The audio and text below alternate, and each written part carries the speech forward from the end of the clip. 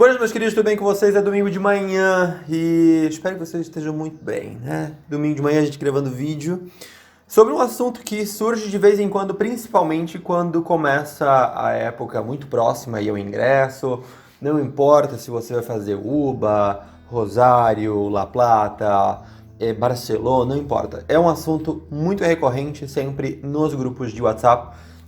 Eu fiz aqui uma pontuação sobre alguns assuntos interessantes com respeito a idiomas. E, obviamente, já aproveitando antes da gente falar sobre esse temor e sobre essa preocupação que muita gente tem, se vale a pena fazer curso no Brasil de espanhol ou não, comentar com vocês que os pacotes 2020 da Gama para Barcelona estão abertos, as inscrições começam daqui a pouquinho, então entrem em contato.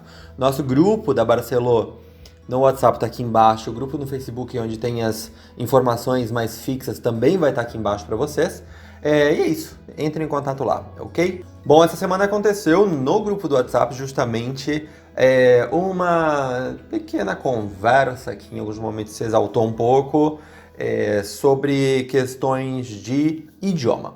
Por que isso? Porque muita gente acaba meio que entrando numa noia muito grande com respeito ao espanhol quando vai se mudar para a Argentina, para o Paraguai, para, enfim, Bolívia, para estudar, com muita preocupação com respeito a questões do idioma. E aí, nesse ponto, é meio indiferente se você vai fazer o UBA, o NR, o NLP ou qualquer universidade que solicite um certificado de espanhol, seja Ducle, dele, Ciele, CELU, que a gente já falou aqui no canal várias vezes, ou se você vai para uma universidade que não solicita certificação de espanhol, porque eles têm na sua matriz curricular o curso de espanhol durante o ingresso para os estudantes estrangeiros, como é o caso da Barcelona, do Hospital Italiano de Rosário, mas sempre aparecem as pessoas que justamente começam a ficar muito preocupadas com respeito ao idioma, o qual é interessante que você se preocupe em aprender o idioma, mas aí vem uma questão que sempre a gente questiona, né? Foi justamente o questionamento que foi feito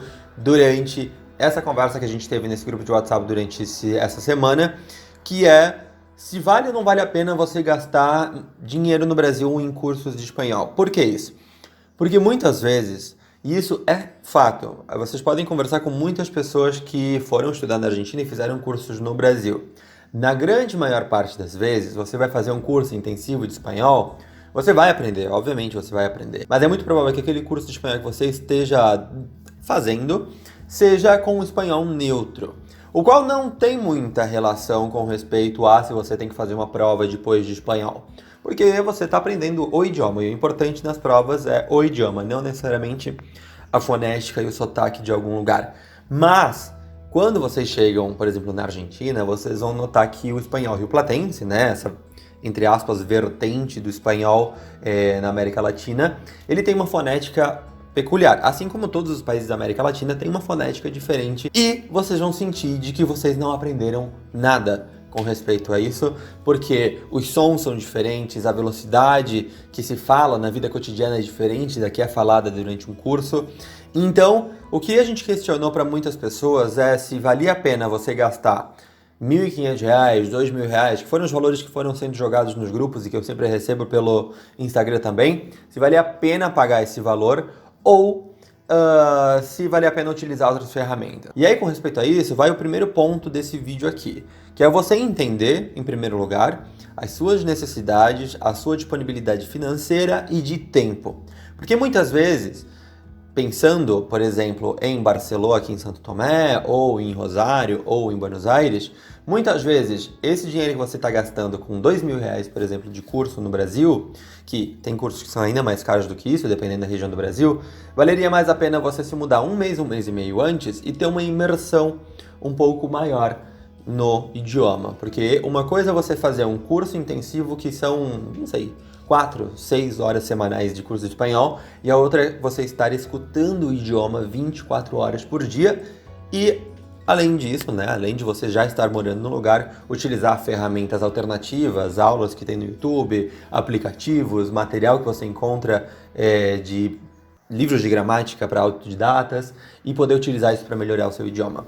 Você tem que entender como é que é o seu processo de aprendizagem de um idioma também. Entender de que a modo como você aprendeu um idioma ou com que você teve aulas de idioma, por exemplo, no ensino médio, é diferente de você fazendo um curso ou de você estando imerso. E aí a gente tem que separar o grupo de brasileiros que está chegando na Argentina em 3 grupos grandes, né? O primeiro é aquela pessoa que não tem problema em aprender idiomas, aquela pessoa que está disposta, que não está com medo, por assim dizer, de aprender um novo idioma, que sabe que vai ser custoso, mas custoso no sentido de tempo, dedicação e tudo mais, mas que está ok com isso. O outro é o grupo de brasileiros que tem dificuldade, mas que está se esforçando para aprender o idioma.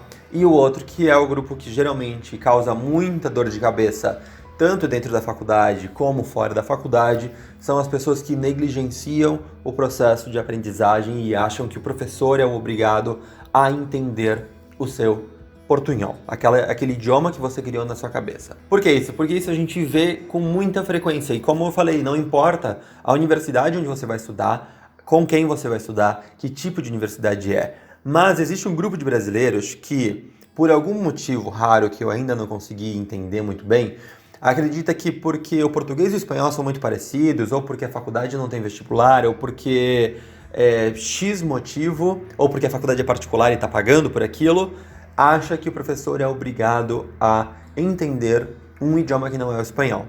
E aí vem uma boa de uma reflexão para muita gente que está pensando em fazer medicina na Argentina, ou no Paraguai, ou na Bolívia, ou em qualquer país que não fale a língua portuguesa.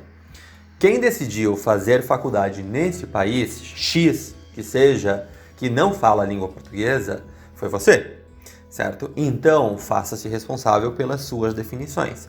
Se você decidiu ir estudar na Argentina, por exemplo, que é o caso que a gente sempre comenta aqui no canal, entenda de que você vai ter que se adaptar a questões sociais do país e, juntamente com isso, a língua também. Isso não significa que você precisa ser fluente em espanhol em 2 meses depois de ter começado a faculdade. Não. A grande maior parte dos professores é extremamente tolerante com estudantes estrangeiros que estão aprendendo o idioma.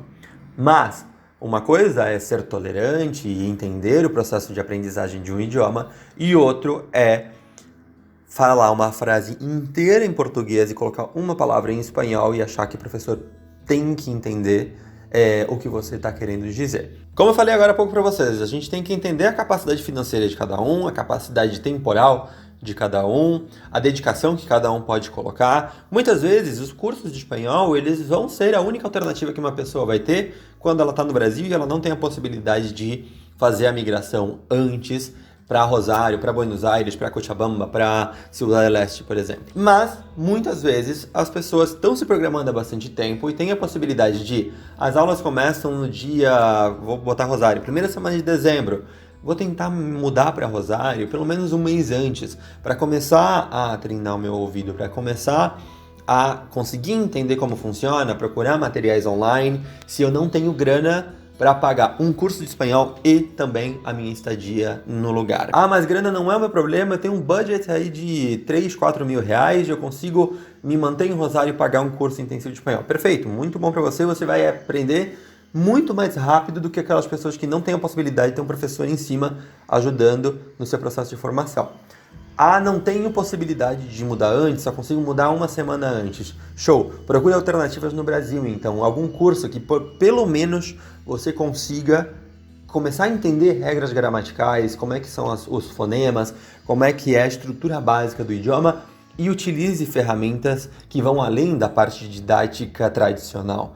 Vê se consegue aí um canal de televisão do país que transmita online pela internet, escute música do país, veja filmes do país, para começar a entender, para que pelo menos você consiga interpretar aquela informação que você está recebendo e comece a processar para daqui a pouco conseguir replicar e conseguir se comunicar com as pessoas. Como eu falei, não importa se você vai começar errando, o importante é o seu esforço, certo? A questão aqui, e foi justamente o assunto que a gente conversou no grupo com as pessoas que estão vindo para Santo Tomé, para Barcelona, é a atitude que você tem nesse processo. E um ponto extremamente importante em tudo isso é com quem você está se relacionando quando você chega no lugar.